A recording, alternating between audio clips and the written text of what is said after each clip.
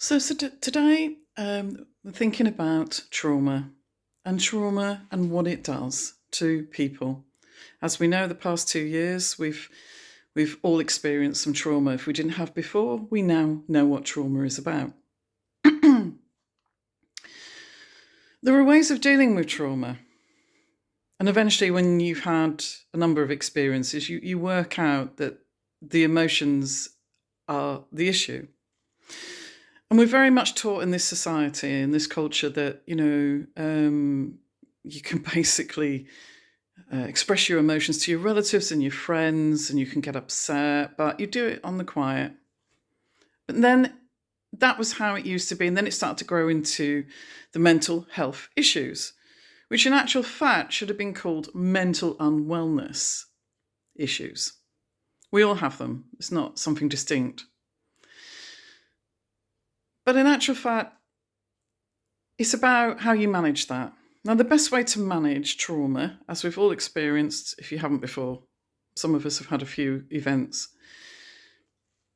is to get yourself up and start moving on. Look at the trauma, look at the reactions, look at the anxiety, look at all of it.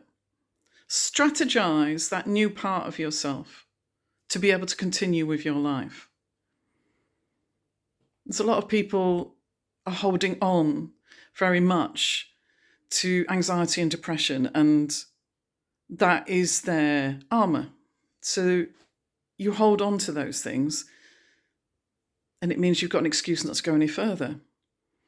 How about accepting that that's there, and then strategizing how to get through life with those things and still achieve and still move forwards? Because at the end of the day, if you're going to be dominated by your emotions, then you're going to be a bit stuck. So I quite admired Spock on Star Trek with his unemotional approach. I know it was fiction, but he always was one that people would turn to. Why? There was a message there. Emotions don't give you the best thought processes. So if you can learn to switch off your emotions in most circumstances, you'll find that that's the key to, in inverted commas, adulthood. Because children can scream and cry and stamp their feet and, oh, it's so terrible. But as you grow, and you learn this, even in adulthood, you'll learn this, as you grow, it's best to manage those emotions because they don't actually function in your best interests at certain times.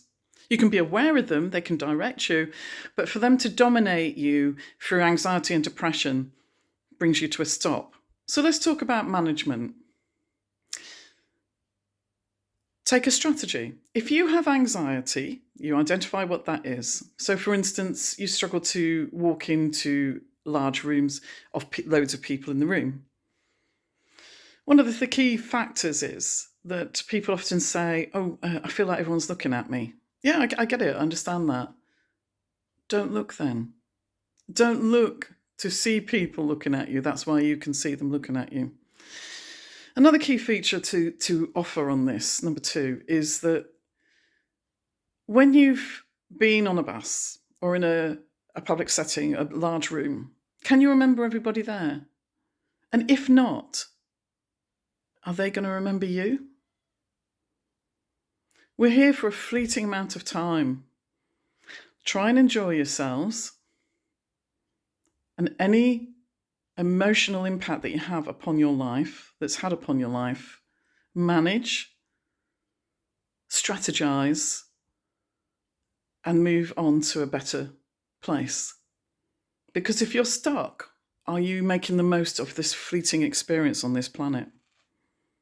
So for all of those that have been traumatized with the fear mongering that's been going on for the past 2 years, best way to beat it is to strategize it. Look at what's actually going on. Look at the truths. And go, right, moving forwards, how do I deal with this? If you become more unemotional and more cerebral and thinking, you'll find the decisions become better. Thank you.